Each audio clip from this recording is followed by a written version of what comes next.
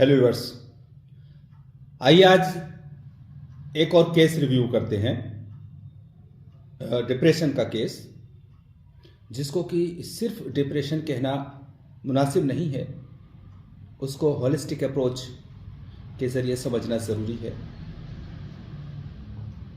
एक ऐसा केस जो जवान है, ऑलमोस्ट 30 साल की उम्र, मेल,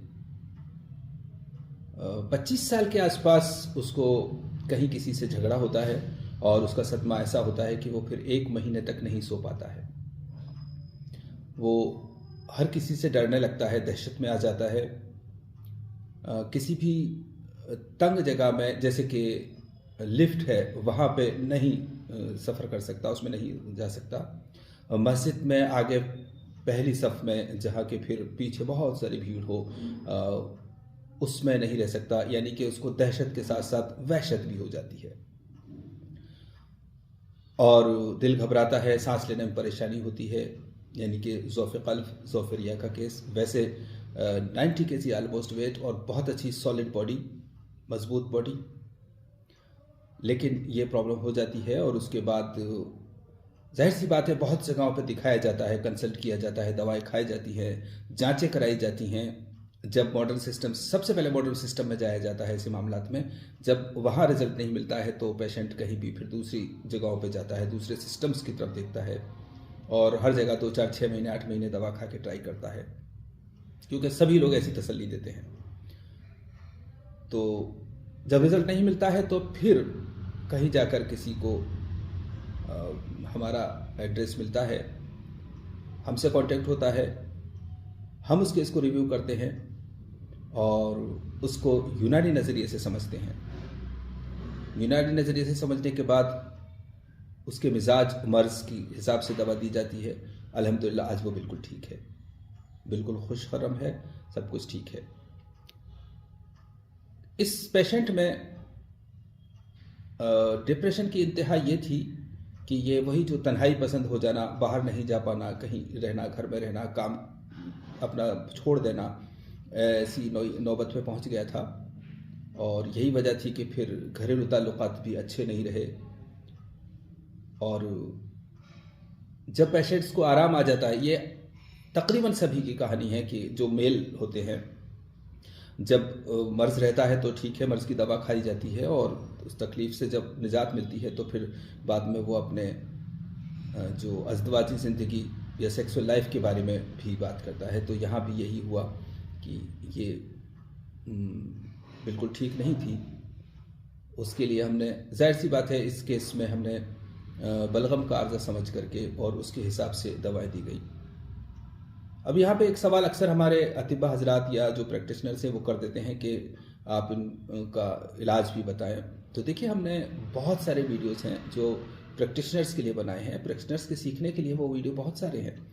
फ़िलहाल इस सीरीज़ का हमारा जो मकसद है वो ये है कि जो हमारे जनरल व्यूवर्स हैं, जो उनमें से जो कोई भी लोग इस तरह की परेशानियों में हैं, उन लोगों को इसकी जानकारी मिल सके और उनको सही फ़ायदा पहुँच सके। क्योंकि वैसे भी हमारे इस चैनल का अल्टीमेट मकसद ये है कि आवाम को फ़ायदा पहुँचे, वो चाहे आपको सिखाकर आपके ज़रिए आराम पहुँचे या डायरेक्ट हमारे ज़रिए पहुँचे, क्योंकि मानवता बहुत पीड़ा में है, हम जानते हैं इस बात को। ऐसे केसेस में आप जो बलगम का अगर केस को समझ रहे हैं तो दाफ़े बलगम या मुखरज बलगम दवा दे दी, सफ़रा का समझ रहे हैं तो सफ़रा के इखराज की दवा दे दी, ऐसा नहीं होता है। इसका उसूल इलाज क्रॉनिक केसेस का थोड़ा सा अलग होता है, जिसको कि हम, जो हमारे पास जब प्रैक्टिशनर्स ऑफलाइन क्लासेस में हमारे यहाँ सामने आकर के बैठते हैं तो हम इसको बहुत ही तफसील से एक्सप्लेन करते हैं, समझाते हैं, दिखाते हैं। हाँ, लेकिन मैं एक बात फिर भी कहना चाहूँगा कि इस केस के लिए हमने ख़ास तौर से मुफर्रह शेख रईस बनाई। शेख रईस का फॉर्मूला सब किताबों में है। चूँकि वैसे तो आप देखते हैं कि मुफर्रहात बहुत सारे हैं, मुफर्रह याकूती है, किशनीसी है, आज़म है और मोतदिल है, बहुत सारे मुफर्रहात हैं। लेकिन इस केस के लिए ज़रूरी था कि हम मुफर्रह शेख रईस बनाएं और वो हमने बनाई। हालांकि इसके लिए बड़ा मुश्किल होती है, लेकिन वो इंतज़ाम किया गया। और इसको उसी की ज़रूरत थी। तो हमारे यहाँ ऐसा ही होता है कि चूँकि देखिए यूनानी में जब भी कोई आता है तो बड़ी उम्मीद के बाद आता है और बहुत जगह ट्राई और टेस्ट करने के बाद आता है। तो फिर हमारी जिम्मेदारी, हमारा फ़र्ज़ बनता है कि हम उसको उसकी जो ज़रूरत हो उसके हिसाब से दवाएँ दें। आमतौर से जो थोड़े बहुत टाइम के एक्यूट केसेस तो खैर कि हम डील ही नहीं करते, उसके लिए तो बहुत सारे लोग हैं, सब जगह हो जाता है। लेकिन क्रोनिक केस भी जब वाकई क्रोनिक हो जाता है, थोड़ा पुराना हो जाता है, कॉम्प्लिकेटेड हो जाता है, तब ही इस पे काम करने में यूनानी की शान है। तो इस तरह के केसेस को डील करने के लिए ज़रूरी होता है कि हम उसके बुनियादी जो नेचर है, जो बुनियादी वजह है, उसको समझें। और जैसे डिप्रेशन की मैं बात कर रहा हूँ, अगर आप इसको सिर्फ दिमाग की मर्ज़ मान करके और दिमाग के सेडेशन के लिए दवाएं देंगे, ये सब देंगे तो ठीक है, टेम्परेरी उसको ठीक भी लगेगा। और अगर उसकी बॉडी ने अपने आप से रिकवर कर लिया, क़ुव्वत मुदब्बिरा या क़ुव्वत जो तबई है उसने काम कर लिया, और वो जो चीज़ें उसकी कम है जिसकी वजह से वजह हुई, तो वो रिकवर कर जाएगा, वरना उसको तमाम उम्र दवा खानी पड़ेगी।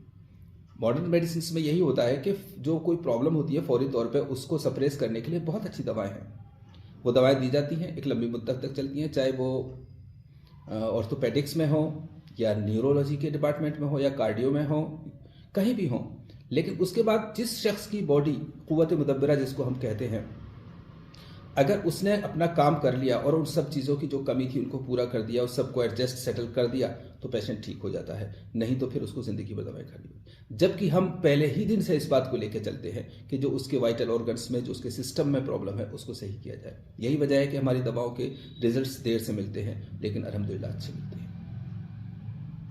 तो फिलहाल इतना ही। अल्लाह हाफ़िज़।